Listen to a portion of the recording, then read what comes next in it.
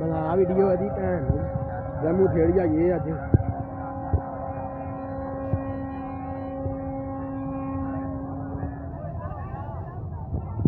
ਇਹਦੀ ਸਪੀਡ ਘੱਟ ਹੈ ਹੁਣ ਤੁਰੀ ਹੈ ਵੀ ਮਾਲ ਗੱਡੀ ਮਾਲ ਇਹਦਾ ਕੋਈ ਫਾਇਦਾ ਨਹੀਂ ਹੁੰਦਾ।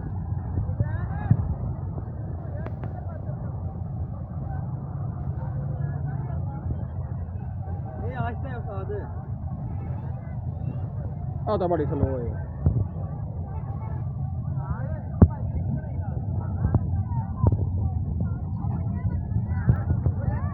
ਇਹ ਜੀ ਸਾਡੇ ਚੌਧਰੀ ਸਾਹਿਬ ਟ੍ਰੇਨ ਕੋ ਡਰਦੇ ਆ ਕਿਤੇ ਸ਼ਹਿਰ ਜਾ ਖਲੋਤੇ ਉਹ ਪੱਥਰ ਰੱਖੇ।